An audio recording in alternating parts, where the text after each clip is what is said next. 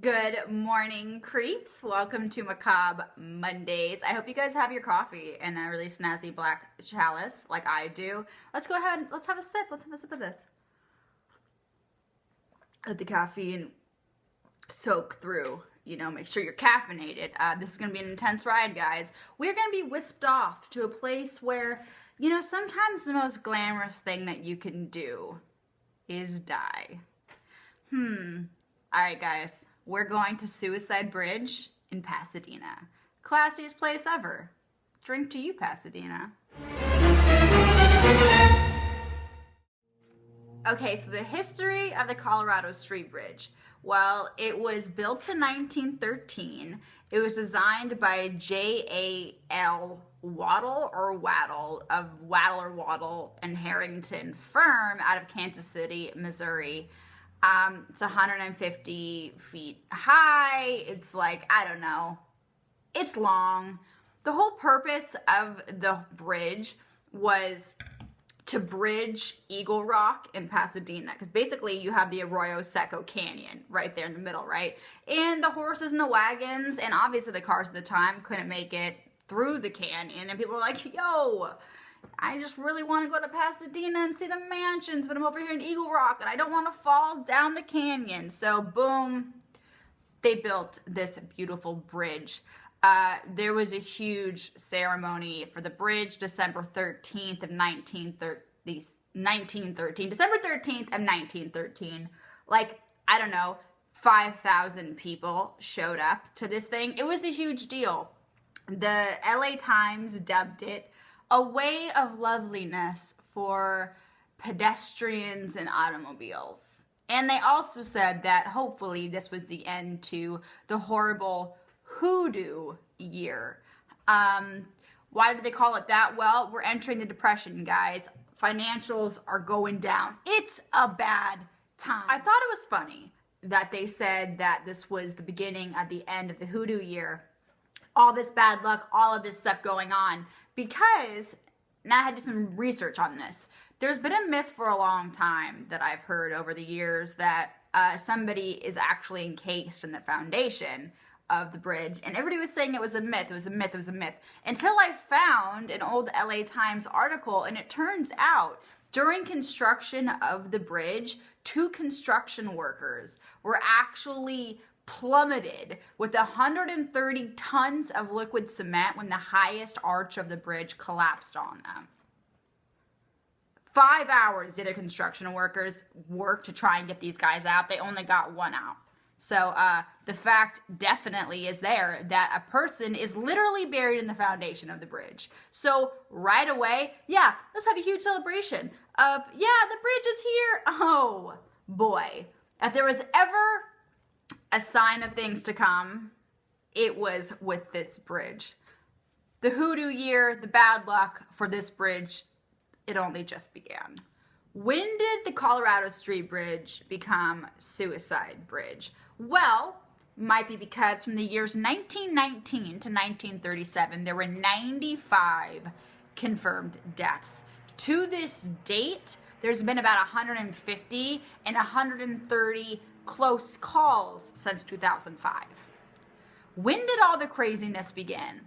Well, besides the death of the construction worker, the bridge actually had 2 death-free years until, let me check my notes, May 1915, where the body of Joseph M.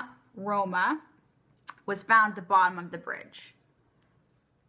His mother refuses to acknowledge that this was the first official suicide off the bridge. The LA Times actually said this was the blood christening of the bridge. Kind of macabre of them, and I actually kind of respect that. But this was kind of the precursor. So Joseph takes the leap. A young 26-year-old Canadian guy hears about this. He's suffering from tuberculosis. There is no cure. He's gonna die. He says, Colorado Street Bridge, man, with its bow arches and beautiful lampposts and beautiful architecture overlooking the Arroyo Seco and the beautiful mountains, Oh my God, yes, that's it. I'm gonna die. Today's the day I die. He goes to the bridge, takes a rope, he hangs himself. That was only 10 days after the first suicide. There's been a lot of suicides. As you can tell, the most famous suicide is that of Myrtle Ward. Oh, you beautiful thing, Myrtle Ward. Let's get into this. It's May 1st, 1937. We're in the Depression. People are losing their jobs. It's a rough time. You have Myrtle Ward, 22 years old, wife to Clarence. Remember that name, Clarence. Having some fun with you. Clarence, struggling musician, can't really get some jobs. It's rough out there for a pimp. They have a 3-year-old daughter named Jean. Myrtle was working downtown in a cafeteria. She got fired. Layoffs, depression. We know something about that. And she's distraught. I can imagine she's throwing back some scotches. She's in her nice little garb. She's probably looking at Jean and she's just like, the world's a cruel place, baby Jean. We are not fit for this place anymore. That's what I pictured she would sound like, but I feel like her voice, we're not fit for this place anymore, Jean. That sounds more appropriate. She's like, screw it. I hate this. She drives from her house in El Sereno. She grabs baby Jean. Who knows where Clarence is? Probably playing some tunes on a street corner for some petty cash. She drives. She parks in the west end of the bridge. Onlookers are like, what's happening? What's happening? She walks and walks with Jean in her arms. She's distraught. Oh my God, I hate my life. I lost my job. No one's, this world's gone. She takes 10 steps. That's a lie. She's like, walks like 100 yards or something. She gets to one of the mini alcoves, granite alcoves. She's holding Jean, probably crying, oh, this place isn't fit for us anymore, baby Jean. The onlookers are like, don't do it. Don't you do it, Myrtle Ward. Don't you do it, Myrtle Ward. And she tosses baby Jean. Woo! Punts her like a football. And then, 10 seconds later, flings herself off the arroyo like a beautiful lost angel. Well, miraculously, crazy enough, Jean's little tiny body was, there's some misconception here. One version of the story says that the branches of the trees below helped break her fall enough that she landed on her hands and knees and then crawled crying, or maybe she's walking because she's 3, maybe she was a late bloomer, who knows, over to her mom's sprawled out bloody body, saying, mommy, mommy, mommy. Another version says that she just landed in the branches and was rescued from there. Myrtle did most definitely die at the Huntington Hospital a couple hours later. Jean survived, and I don't know if she's still alive, but her entire life, I think she might have passed, but she said that the angel saved her. Then she held candlelight vigils on the bridge for like ever, thanking the angel of the bridge, which is bizarre to me because, there don't really seem to be that many angels on that bridge. Otherwise, they ain't doing their jobs. Like, where is Clarence? Father Clarence, wonderful life, Angel Clarence. Yo, Clarence! Want your wings? All right, so, all of this was obviously getting a really bad rap for the people in Pasadena. Like, oh, great, we got this beautiful bridge over here. People will just go there to die. So they decided to install this hideous, 8-foot tall chain link fence that was almost immediately taken down because it was such an eyesore. It literally took away the view of all the architectural whatever's about it, but it doesn't really matter. The bridge fell into total disrepair in the 1950s, like a lot of the places we talk about in LA. And it actually was officially closed down in 1989 after the huge Loma Prieta earthquake. Too much damage happened. They were like, you know what, screw it. This place is just straight up death. Never mind. We quit. But then Pasadena was like, hell no, this place is super beautiful. We need to get, and they had the 134, but still they wanted to take their bridge to Eagle Rock, they wanted to go to Swark. Who knows where they wanted to go, but they spent $27 million renovating the thing, and then it reopened in 1993. And they installed some really sad, pitiful version of a suicide barrier. I mean, honestly, I'm like 2 feet tall and I could easily either get around the bars or go above it. It wouldn't stop people, and it hasn't stopped people. So deaths are continuously happening there. I mean, there was one that happened just last year, January 18th of 2013. A girl jumped to her death. Easy peasy, just boop, died on impact. And then, of course, because why wouldn't you, January 10th, 2008, a man fatally stabbed his girlfriend, his mother, and then drove to the bridge to commit suicide. What's up with these January deaths? And then also in January 2nd, 2002, the body, okay, this is serious. This might not have come, first of all, January 2nd, 2002, there's a smell, there's a horrible odor, because you can actually hike down underneath the bridge, right? You can hike down underneath there, and people were just like, there's a bad smell, there's a bad smell. So finally, firefighters go out there, and they're literally cutting away the brush, and they find the body of a decomposed man. Might have been a transient, they don't know. I mean, this thing was so badly decomposed, they didn't even know the form of death yet. So, you know what? It's not even just the bridge itself that people die. It's completely wooded down in this canyon down there. You can go down there. There are a lot of homeless people. It's a lot of crime down there. And I mean, I guess it'd be a really good place to hide a body until it got too smelly.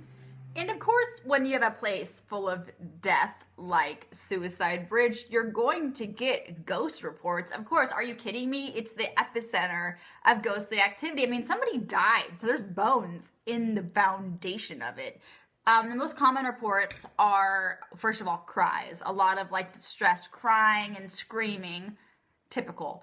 A man with wire-rimmed glasses, which makes sense considering the time when the largest amount of deaths happened was during the Depression.